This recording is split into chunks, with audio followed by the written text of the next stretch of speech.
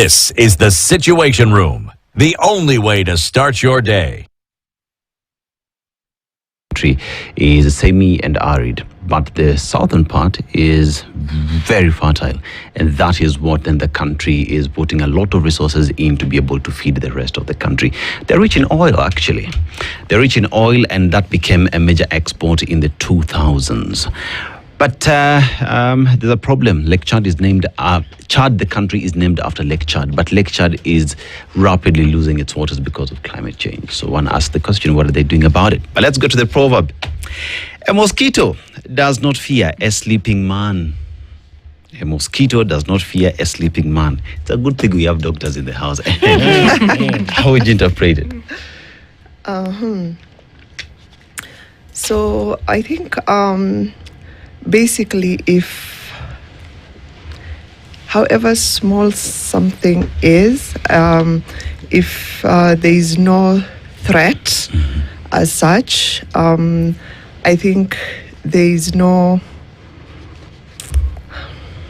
something to do with the minuteness of the situation and there not being, I think, sort of a threat or sort of a, something around that. Your interpretation is not wrong. Don't fear. No, it's just that I'm trying to find a context to it, but it's just to... regardless how small it is, the damage might still be huge. Aliyah, how would you interpret it? So you said a mosquito does not affect a sleeping man. Does not fear. Yeah. Does not fear a sleeping man. So it's like...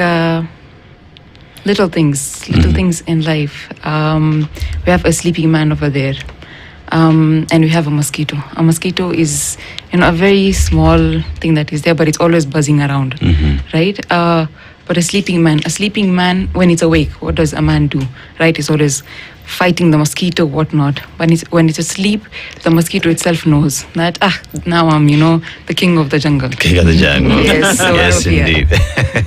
Well, so into prayer, Santini Sana. Yeah, definitely. A great way to look at it. And something's also direction for us as well. And that's a wonderful thing about these proverbs that we glean from the African continent. So on our Healthy Friday conversation today, we're looking into healthy fasting, living well with diabetes and high blood pressure.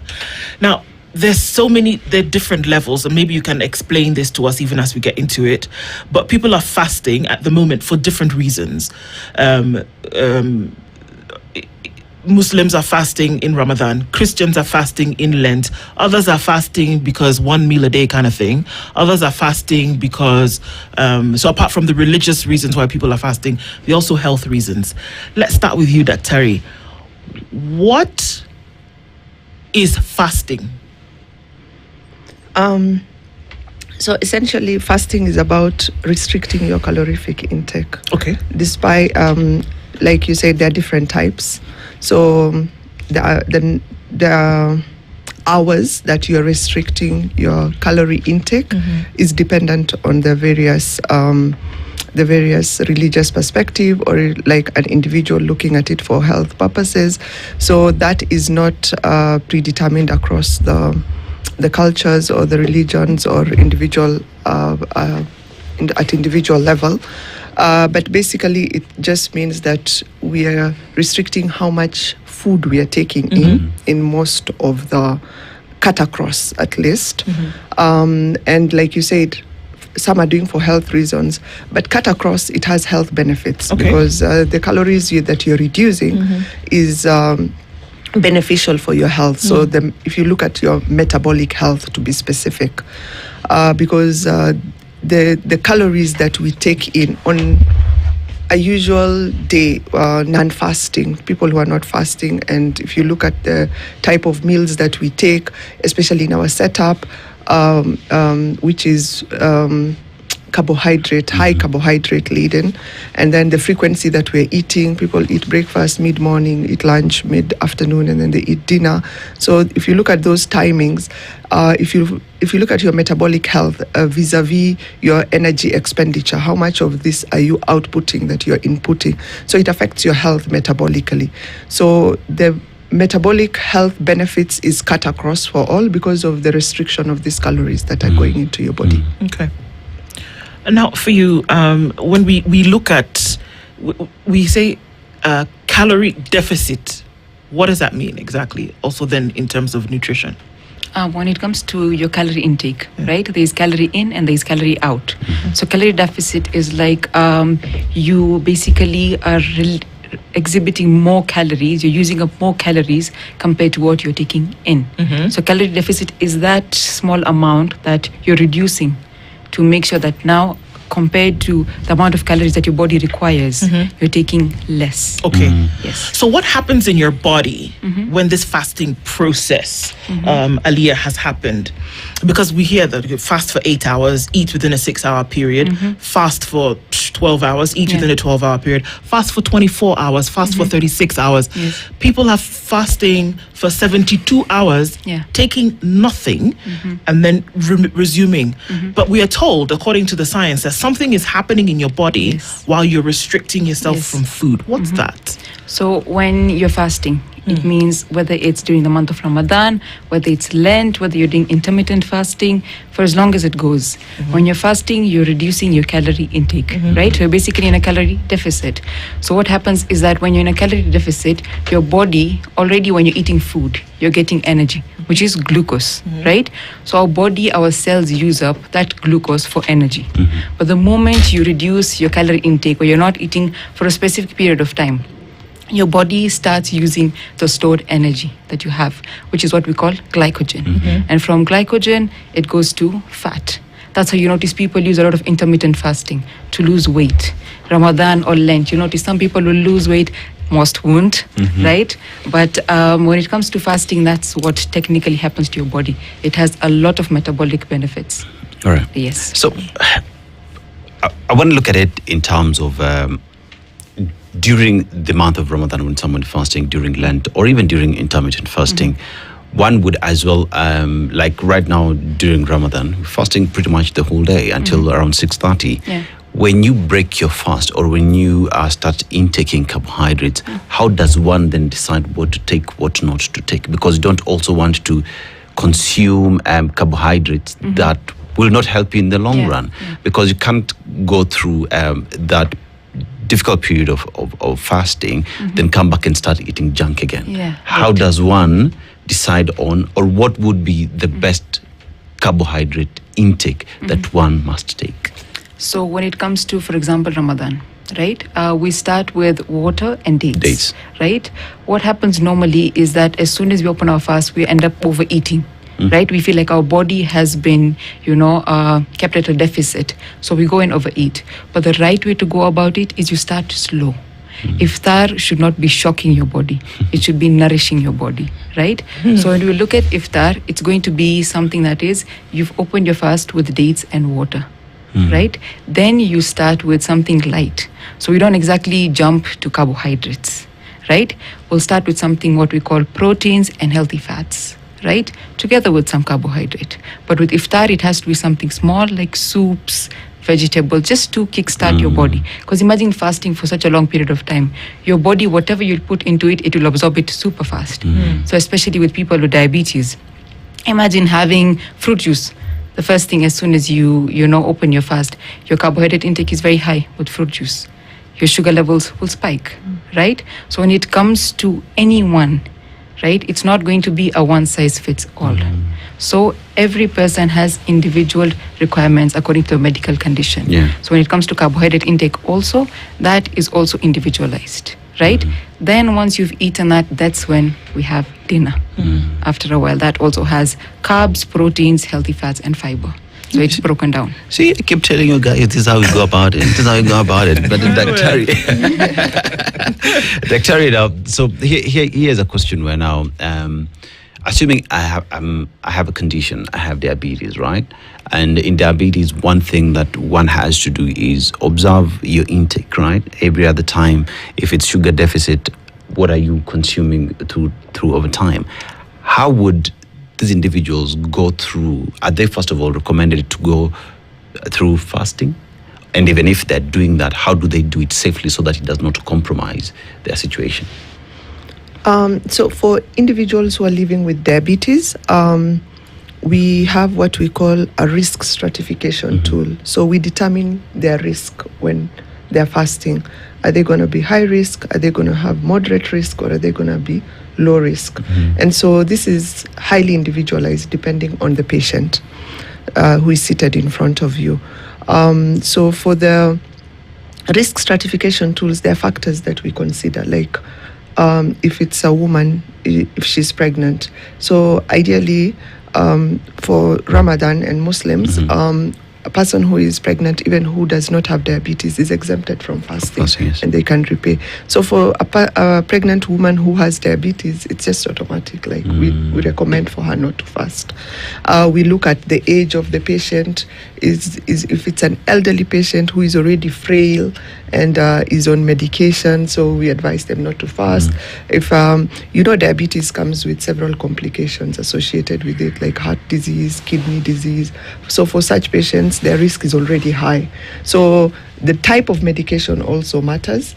There are some medications that we give have as a side effect dropping sugars quite low. So we look at that.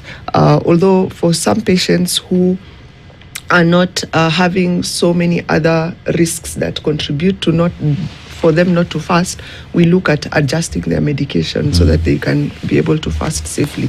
So we look at these factors and we determine, and it's actually a risk score. It's a tool which we score. So depending on your score, we tell you because of this and this, you can fast or you cannot fast. So we do this ideally about 6 to 8 weeks before Ramadan, so that we can see if the patients are not able to fast. We try to adjust some of the things, and then after we adjust, we try to do a trial fast, and then we see if their risk changes after the trial fast.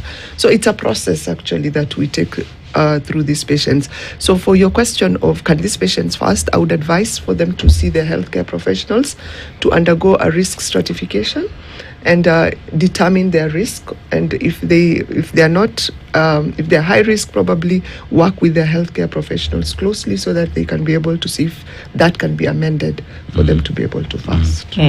Well, now, me being me, Yes.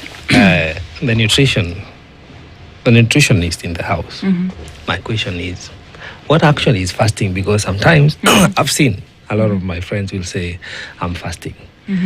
But it's not religious, mostly. It's intermittent. Intermittent, yeah. But when they get back to feeding, they'll do an overload of carbs, of the meal portions. You know, if they're meant to eat for 6 hours, they'll actually eat the same amount of meal they would have eaten if they had spaced it within the 24 hours. Yeah. So from a point of now, even for the body to enjoy the benefits of fasting, when do you qualify it to be a fast? Is it simply by going a few hours not eating and then eating a lot? Or how do you even classify it as successful fasting? Basically for starters. So when it comes to fasting, as we said, fasting is whereby you're leaving your body for a while without any source of glucose, right? That is called fasting. It could be 4 hours, it could be 5 hours, right? It takes 3 hours for food to be digested and for glucose to be in your bloodstream, right? To be taken up. Your level of activity, whatnot, will tell us if you're in a calorie deficit, whatnot. But when it comes to fasting, that prolonged period of time without any food, right? I say more than 6 hours, right? We can call that fasting. So it really doesn't matter how much then you eat after, so long as at least you allowed that dry spell of... No, it does really matter because as we talked about calorie deficit, right? Imagine having fasting for 6 hours and then your calorie deficit is, for example, 1500, right? And then you end up having a meal at night with 2000 calories. But you fasted 6 hours.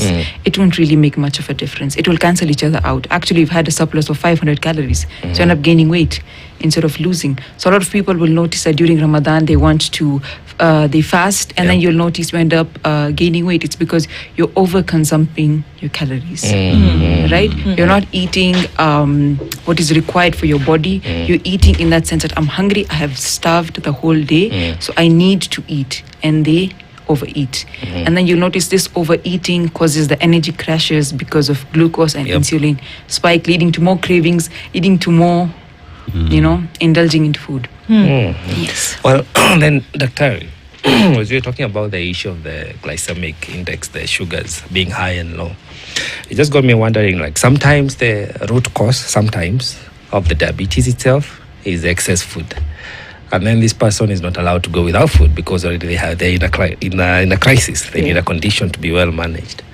Then I saw an argument of late about the autophagy, the concept of self-healing through denying body some food.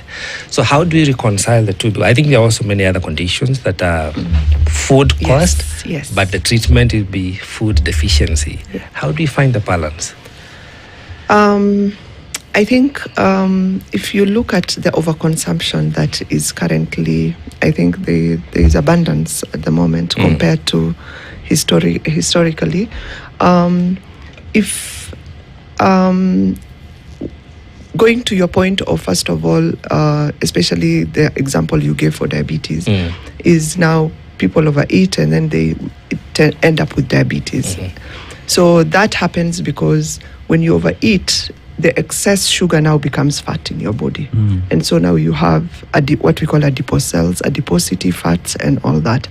And that is the driver of the majority of the conditions that you're talking about, the heart diseases, the kidney diseases, all these vascular, the blood vessel diseases, and even to the point of even cancers and all that. And that's where autophagy comes in.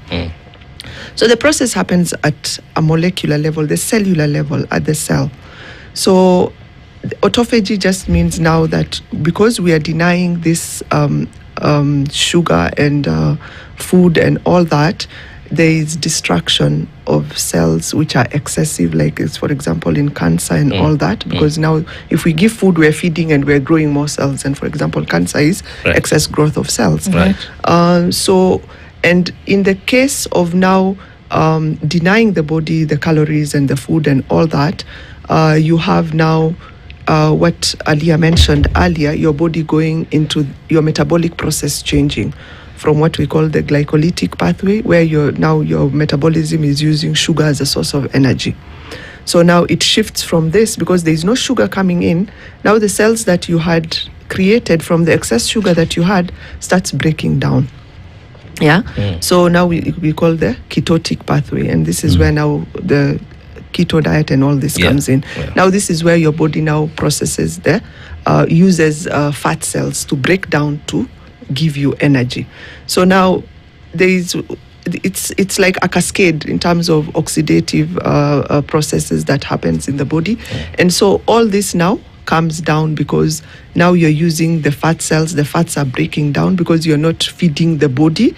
So now it's like you're using your own extra stored energy sources now coming in to try and sustain the physiological processes that are supposed to happen in your body.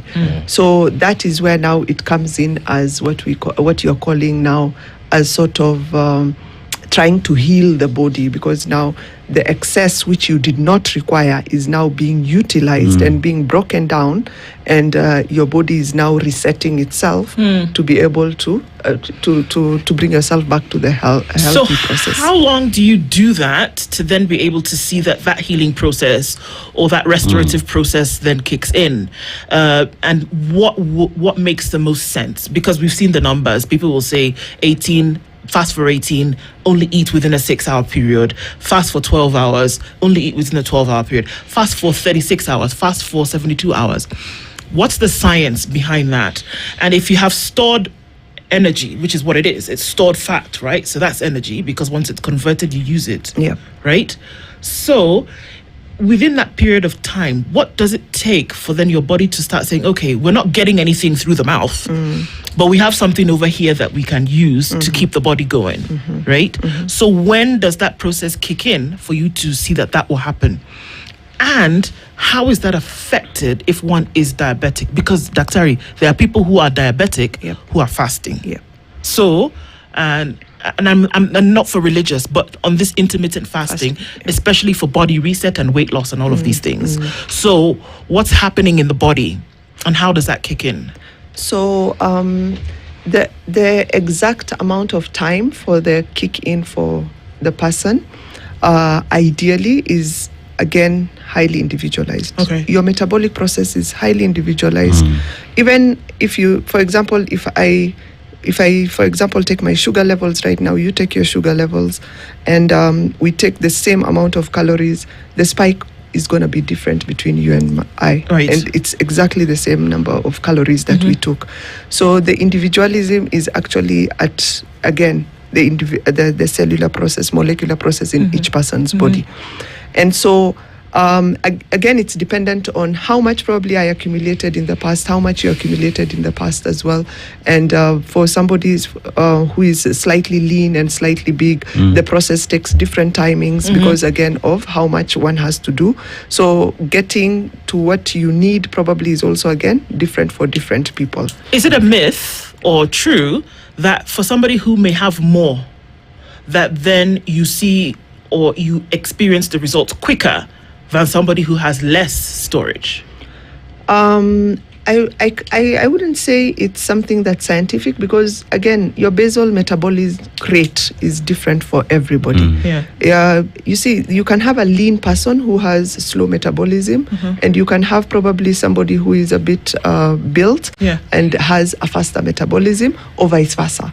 So the metabolic rate for different people is different. For again, there are conditions which slow your metabolic rate, again, like your thyroid and all that. So there's a lot of interplay when it comes to metabolism and other hormones as well.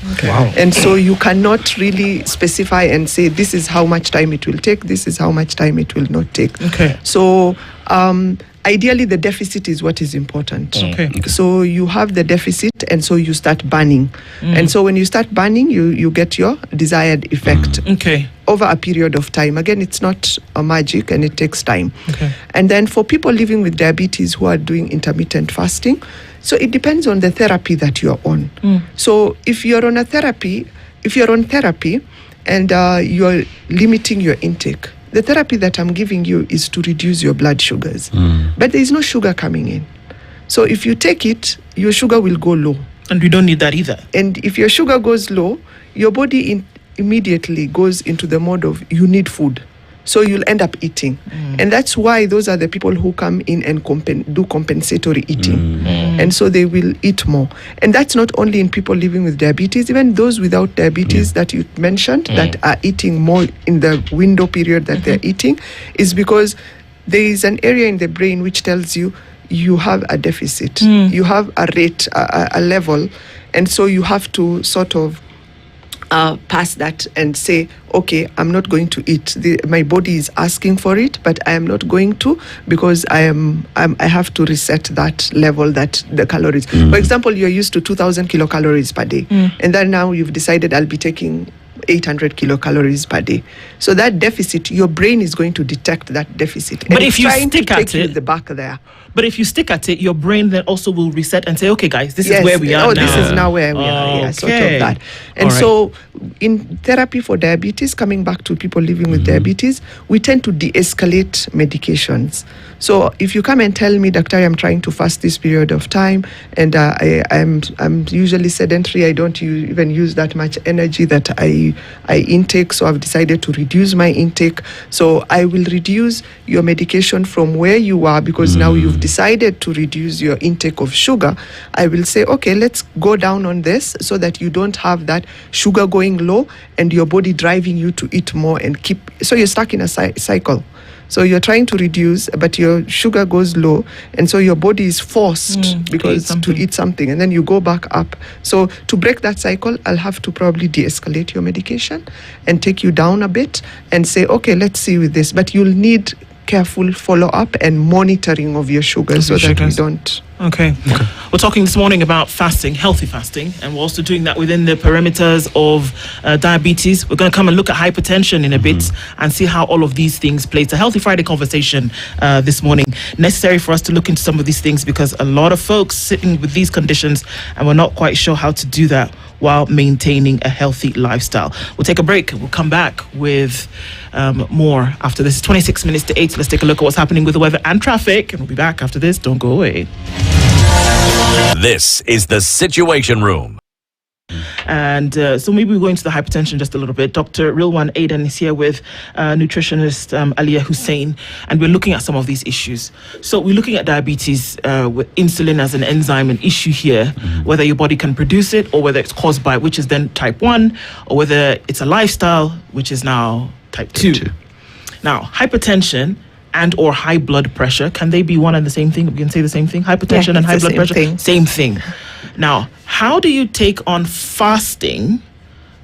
And maybe for this, at this point, we put fasting for religious reasons aside and looking at fasting for lifestyle in terms of weight management and all of this. How do you manage that, Aliyah, when one suffers from hypertension? So, when it comes to hypertension, what is hypertension? It's high blood pressure, right? It could be lifestyle conditions, genetic, whatnot. But you can manage it and also prevent it with, yes, proper guidance, which is balanced nutrition, and also when it comes to medical guidance. When it comes to hypertension, uncontrolled hypertension, people with uncontrolled hypertension should not be fasting. Right?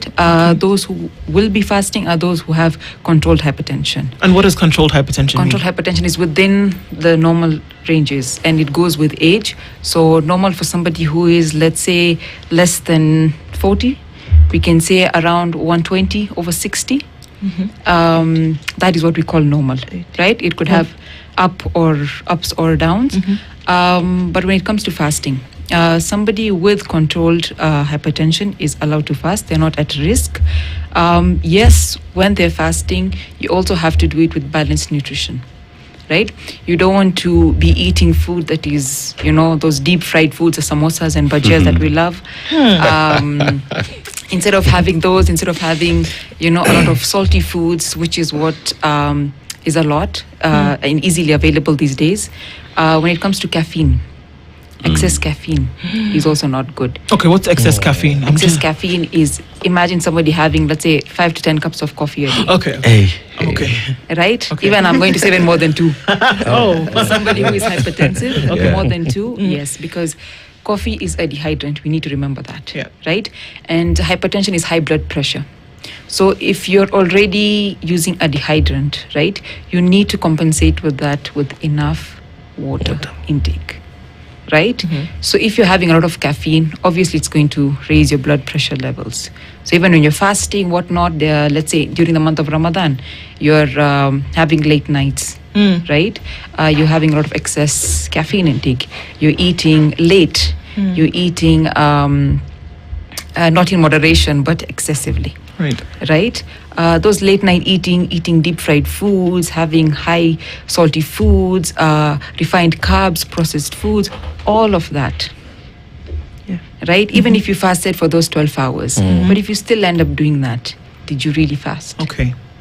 Well, and for the eating early, perhaps a comment would be important to a lady called EVE, who is very gracious to offer you breakfast before you even wake up. But she'll be happy to hear your response. Now, the food science keeps on changing. Yes. I think for a long time we've been treated to that sugar is the enemy or fatty foods are the enemy.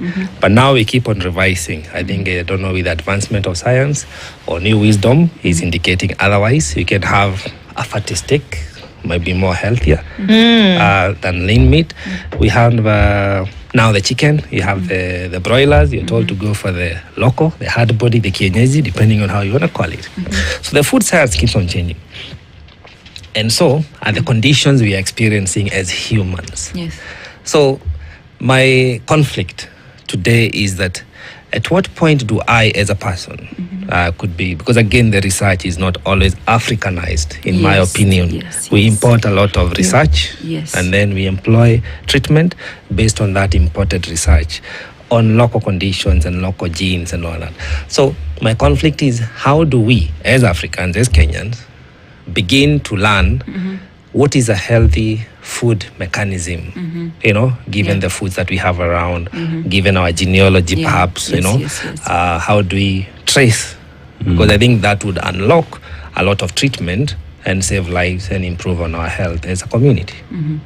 So when it comes to, let's say, the lifestyle conditions that we have, hypertension and diabetes, in Africans, about 1 in 4 have hypertension and 1 in 10 have diabetes. This is food cost. Yes, This is not. Yes, this is lifestyle itself. So when it comes to your diet, let's say hypertension, diabetes, any other metabolic disorders that we have, yes, proper medical guidance is there, but balanced nutrition and physical activity is key, right? When it comes to, let's say, hypertension, the way you said, when it comes to in Africa, for example, our eating, right? We need to go with too much of everything is poisonous. Nyama choma is healthy, yes, but eating it every day and eating it in large quantities is not.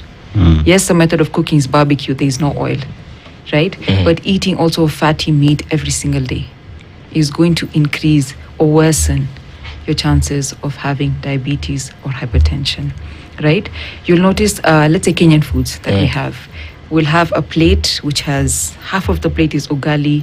We have very little, protein, very little veggies. Yes, little which to is no where veggies. we're going wrong. Maybe no veggies even. Right? Which is where we're going wrong. Number one, we need to do the opposite. Right? And when it comes to something like diabetes, right? Diabetes is run by carbohydrates. So how do you reduce your carbohydrate absorption in the body to reduce blood sugar spikes?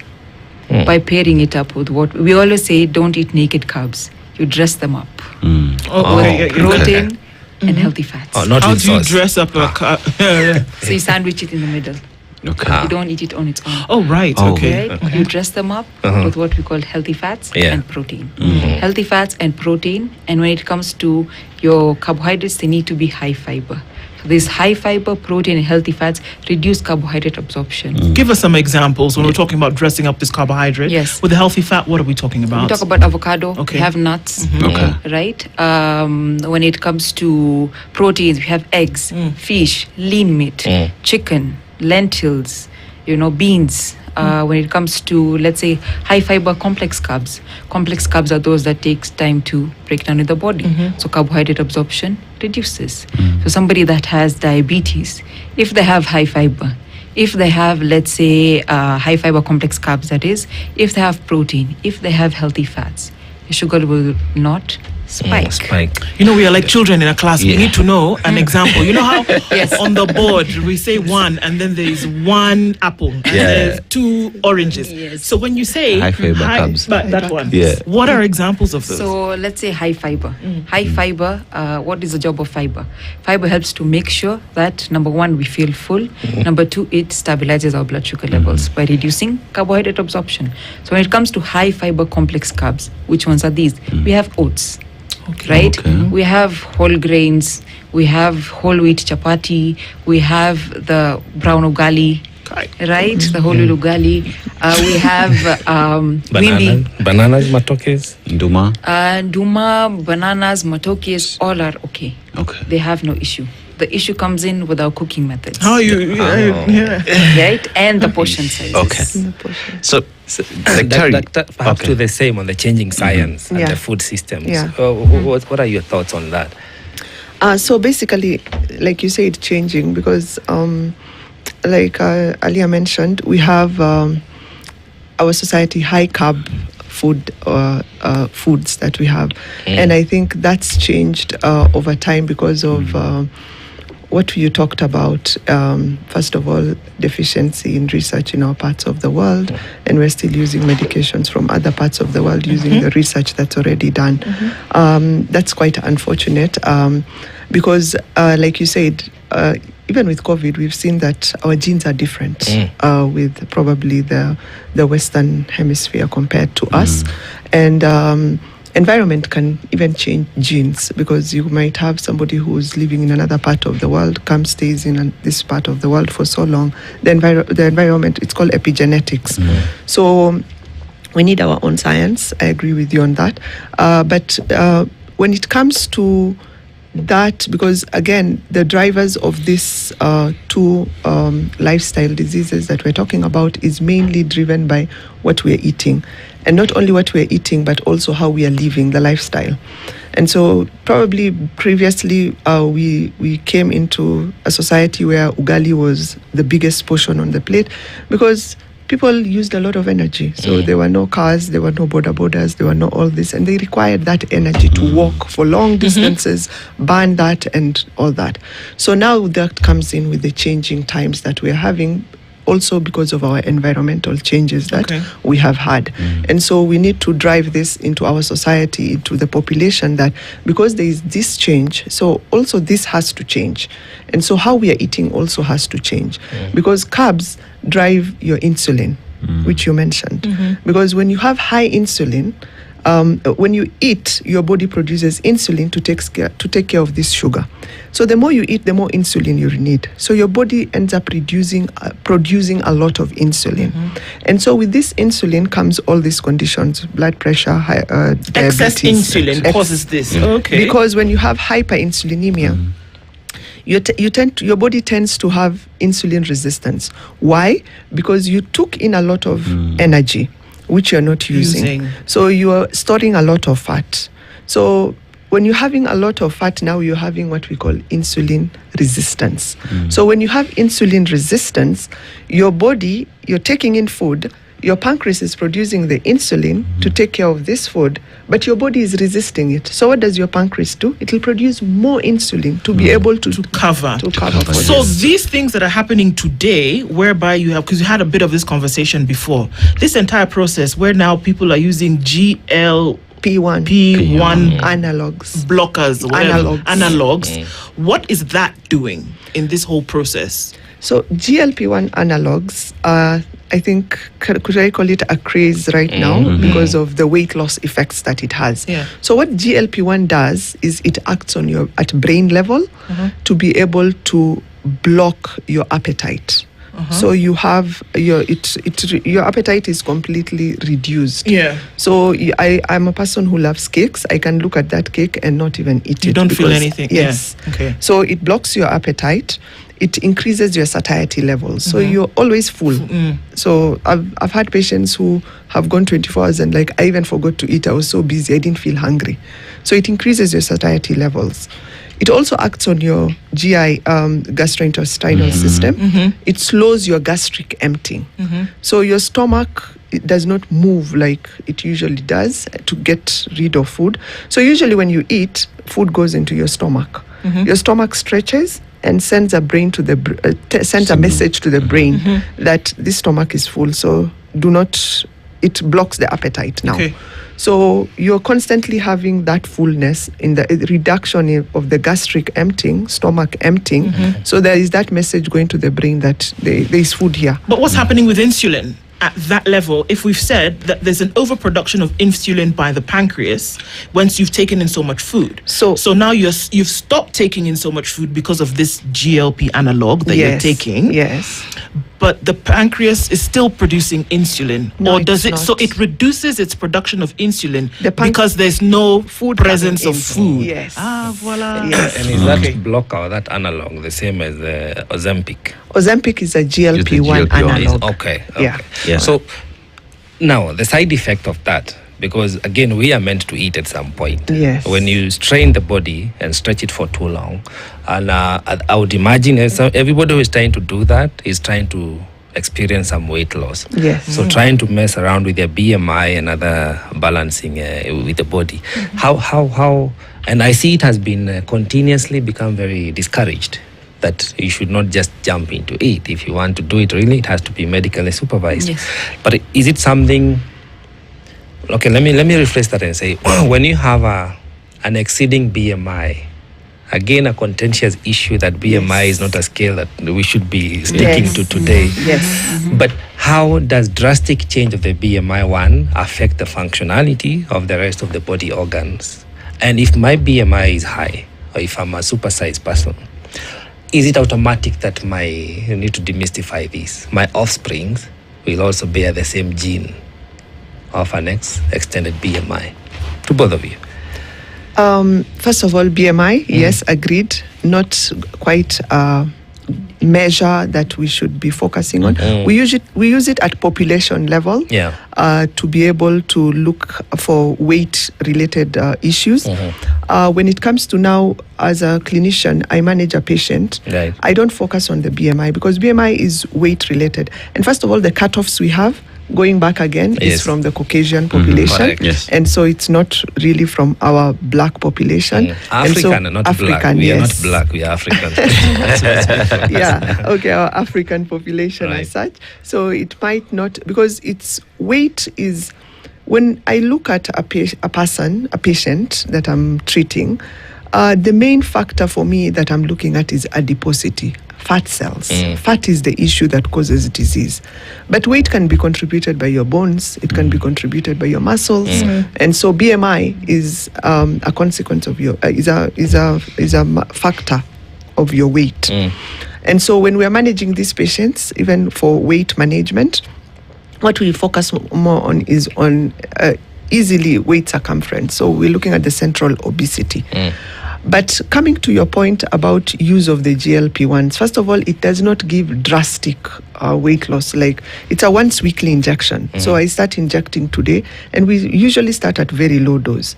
The one you're talking about, Ozempic is actually a drug for managing diabetes. In fact, if you look at the FDA, it's approved for diabetes.